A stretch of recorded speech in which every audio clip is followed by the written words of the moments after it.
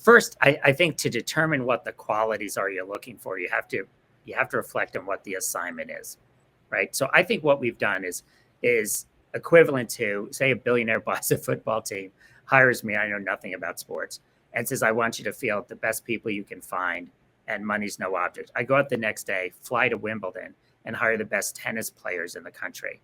I got the best talent. They're going to get creamed as soon as they set foot on the field. So our game here that we're playing is not really a game, but our exercise here is we're setting the kids on a path to eternal salvation. So math is important, English is important, history is important, and all the rest. But what's most important is helping these children put God at the center of life and setting them on that path. So if you believe that the number one goal of a Catholic school is to evangelize children, and particularly in the context of a church where you have, and this is true of all major, massive disaffiliation. By the time kids, Catholics, people who start out as Catholics, are 18, 86% of them walk away from their faith, 50% by the time they're 10 years old. So that's the challenge. So first, you need somebody whose faith is fully alive within them. And so I'm looking for people who believe, right? So I joke, this is kind of like the Federalist Society was trying to find judges, right? They're looking for people who are young and people believe, right? So, but here I'm looking for people who believe specifically in our faith. And I've had people say to me, like, why don't you just recruit the best and the brightest? I'm going like, because our job is evangelizing the Catholic faith. Okay. We wouldn't hire a priest who is Muslim, right? Mm-hmm. And we should hire teachers. And I'm not saying we hire people of multiple faiths in our schools. 80% of them are Catholic. But the people that I'm spending my time on to recruit are people that are fully alive. So for starters, I go to the schools recommended by the Cardinal Newman Society, which I'm a big fan of. My favorite school, no disrespect to the others, because partly it's like asking somebody what flavor of ice cream do you like, right? I like all ice cream, but my favorite flavor is Thomas Aquinas College. I was just on the campus last week, and it just reaffirmed, I've said publicly I would hire every single graduate of that school. And we could, because we hire a couple hundred people a year. They graduate about 100. So for argument's sake, say if I had a 10% failure rate. So a 90% success rate is much better than what we're having now on hiring a brand new teacher.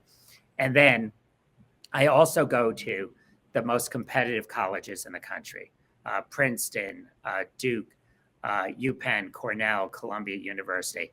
And working with Catholic apostolates on those campuses, I identify people that are living the faith in a really serious way. I don't just generically hire anybody that I find on campus. And then I don't just assume because they go to they're involved in those activities that they're what I'm looking for. Like they go through a very extensive interview process, right? And then, so that's part one, right? Second, I'm looking for people who are intellectually curious.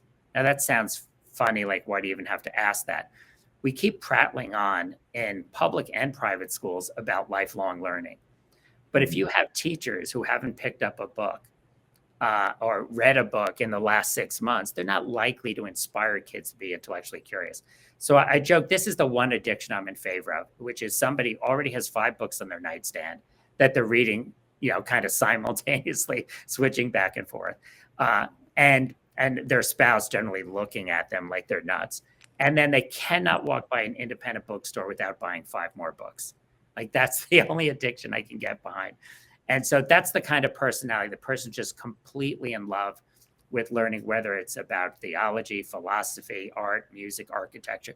It really, like when I ask people what they're reading, there's no right answer to it. I just want that they're reading, they're really intellectually engaged, because I think that's infectious when kids see that and the teacher says, oh my gosh, I just read this most amazing book, or I'm reading, I'm reading a play by Shakespeare, and let me read you these 2-3 lines and stuff like. So I've read lines, this was actually in an essay, somebody explained their faith applying for St. Thomas More. The opening line was, one cannot know me without knowing the faith that I profess.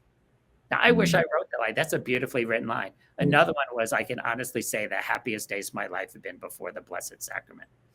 So I appreciate the faith that underlies those 2 sentences, but I also appreciate the wordsmithing, so it's like, this is somebody who really knows how to write. So So I think that's really important. The third, and this used to be taken for granted, is work ethic.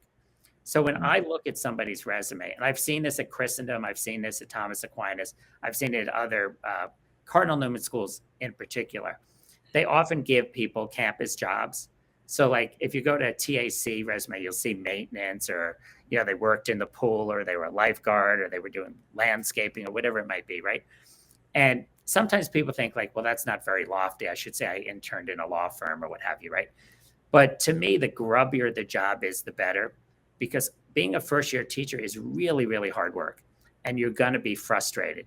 So I need somebody who's willing to strap on the cross and endure a certain amount of suffering to get through that first year, because there's not a single teacher who didn't start out as a first-year teacher, no matter where they came from.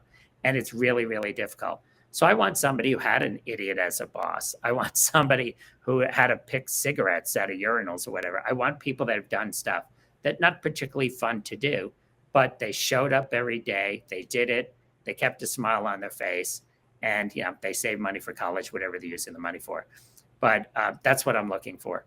And then obviously personality is a big part, because I'm not reducing teacher to performance art. Like, our job is to entertain kids. But if kids are going to listen to you, particularly if you're a homeroom teacher, for 7 hours a day, like, I wouldn't listen if he came back to life, Winston Churchill, for 7 hours a day, right? That's really, really tall order to keep kids engaged for that amount of time.